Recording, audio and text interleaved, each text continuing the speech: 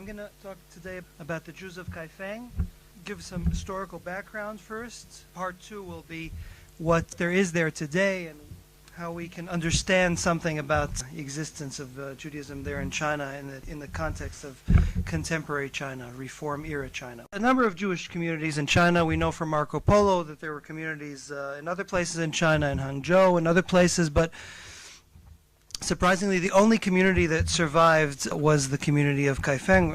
In 1163, the synagogue was established. We have here the steles where the arrival of the Jews is documented. There's kind of a history of Jewish history from Abraham through Ezra. These steles exist in the KaiFeng Museum. The steles express loyalty to the emperor, and like all religions in China, they try and show how Judaism is compatible with the Confucian tradition, and these are the prized artifacts of the community. As I will show later, there's actually almost nothing left in the Ming Dynasty, and the Ming Dynasty gradually closed China for all kinds of reasons we won't go into today. And so basically the KaiFeng Jews were detached from the Jewish world for hundreds and hundreds of years. Nobody knew about them. We don't find any references to them in any Jewish texts. The person who discovered them in 1605, and I want to tell you the story because I think it says a lot about the community, is this guy, Matteo Ricci. He was a very famous Jesuit missionary, the first Jesuit missionary to China. In 1605, he was in Beijing, and he had a visitor, a guy by the name of Aitian, who was from the city of KaiFeng. Aitian had come to Beijing to participate in the official examination. This guy Aitian was coming to take the highest level examination, the Jianxi, and he had heard there's a man in town who claims he believes in one God, and that he claims that he's not a Muslim. When Aitian heard that this man who was a monotheist was sitting in Beijing, he of course assumed that he was Jewish. He went to see him, and he entered Ricci's room. Ricci and identified himself as a believer in one God. Ricci was very excited because he himself was on his quest to look for Nestorians. Both people, as they kind of stood in front of each other, were convinced that they had found long-lost brothers. Ricci took him into the prayer room.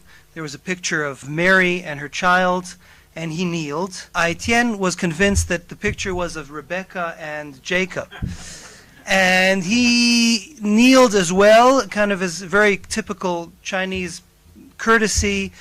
And he said to Ricci, apparently, we only have Ricci's account, unfortunately. We don't have, Aitian didn't write about it. Ricci wrote about it. He said that they usually do not worship images, but as far as he's concerned, respect to the ancestors is okay. We don't know how Aitian reacted, if he was disappointed or not, but he left, and he did inform Ricci about where exactly they were. Ricci sent a letter to the rabbi of the community of KaiFeng, telling them that he had not heard, but there was a new segment to the Bible, and that the Messiah had indeed come while they were in China. And the rabbi, in a very Jewish and a very Chinese way, wrote him back that according to their tradition, the Messiah will not come for another 10,000 years. 10,000 is a way in Chinese of saying a lot. He will not come for another 10,000 years, but since he was at that time quite old, he was willing to pass on the community to Ricci himself. If Ricci wanted to take on the rabbinate of KaiFeng Judaism after him, he was willing to give it to him, but he must stop with his abominable practice of eating pork. Ricci never answered the letter, but what we know is that after the rabbi died, the Jesuits were informed that the person who took over after him was his son, who was quite unlearned. And Ricci wrote a kind of a side note at the end of this whole description in his book. He said that he believed that the community was well on their way to become Mohammedan or heathen. The Jews were very well aware of Islam also because from a Chinese perspective, Islam and Judaism were very, very similar, and they had to, in fact, the Jews were called those who do not eat the sinews. That was one of their early name was a reference to the Gida Nashe, because as kind of a way of differentiating that between them and the Muslims. From a Chinese perspective, one God, no pork. Jews of KaiFeng were, by this point, very Chinese, and indeed did revere. They didn't have ancestor worship, but they had in their synagogue a hall in honor of their ancestors, big thing in China. This is 1605. In 1605, they were already quite on their way to disappearing. Yet, they survived for another 250 years. During the Ming era, one of the emperors gave the KaiFeng Jews 7 names, 7 family names.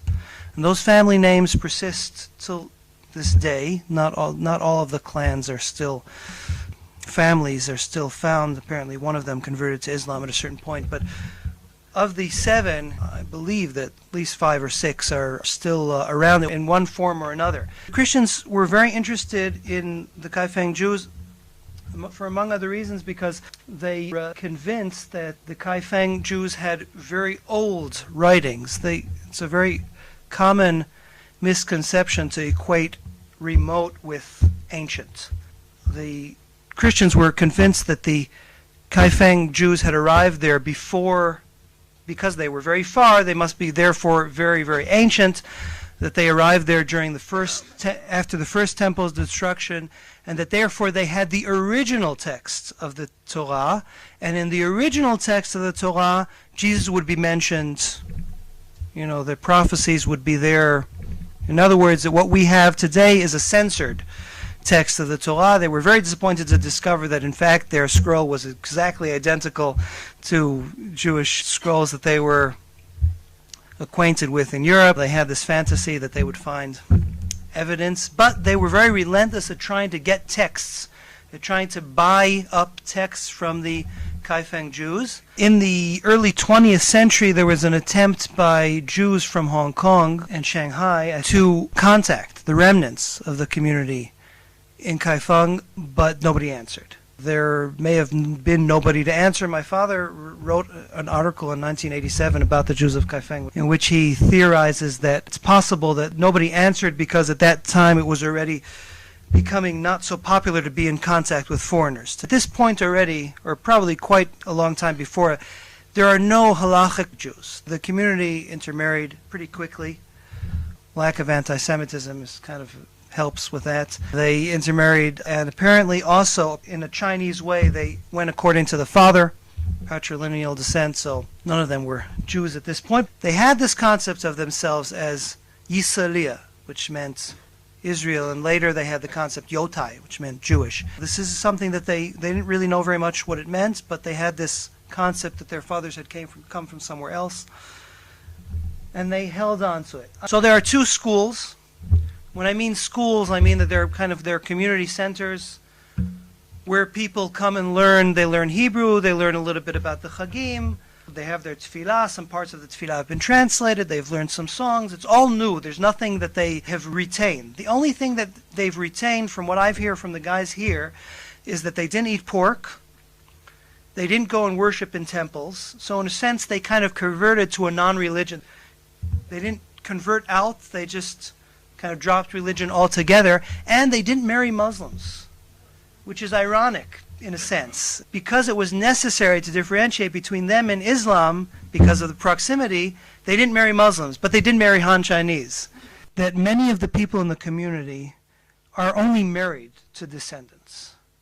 And in fact, some of the most active members of the community and most identified members of the community have no relationship whatsoever to the Jewish past. This is a picture of a Chinese identity card taken out in 1987, quite late. And here it still says Yotai. They were able to write in their identity card that they were Jewish. Apparently the clerks there didn't care. They said Jewish, whatever. But that is no longer the case. Since the 90s, the Chinese government has made a decision. You have to make a choice. You're either Hui, which means the Muslim ethnicity, or you're Han, but you have to make a choice. There is no Jewish minority in China. As I said, there are 56 nationalities in China, and Judaism is not one of them. So you have to make a decision. Why? The reason has nothing to do with being anti-Jewish in any way. The Chinese government is not anti-Jewish. The story is that the list of ethnic minorities in China is a closed list. When it was compiled in the 1950s, there were over 400 groups that wanted to be recognized as a minzu, as a nationality. The Chinese government does not want to reopen that box. Once they reopen that box, everybody, there are hundreds of groups who would want status. So there is talk of rebuilding the synagogue. There is this woman who's trying to promote it. If that does happen, it will only be within the state auspices, and it will probably be a museum, definitely not a house of worship. My father wrote in the article in 1987 that his guess was that the Jews of KaiFeng would become Jews, even though there were no Jews there at the time. His assessment was that the Jews of the West will make them Jews. That's what he writes there. And I think that in many ways that is happening. There is no Jewish activity in any other city in China. The KaiFeng Jews are the only ancient community in China. It's a unique phenomenon. None of the Jews, after the Silk Road was closed in the late 14th century, we don't know what happened to those communities. There were other communities all over China, apparently Hangzhou and other places. They disappeared.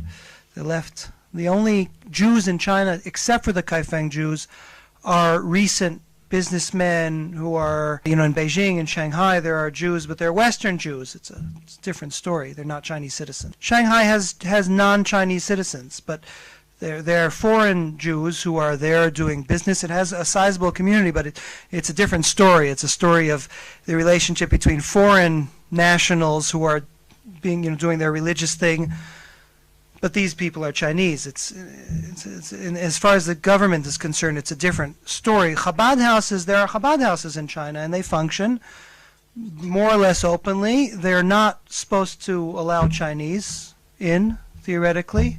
It's understood that it's only for Jews. But they function in the East, mostly in the east of China.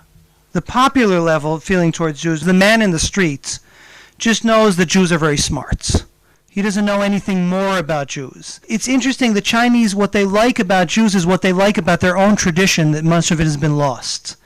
In other words, their emphasis is on education, family. These are all Confucian ideals, which the Chinese have lost, and they recognize in the Jews. It's basically their longing for their own tradition in many ways.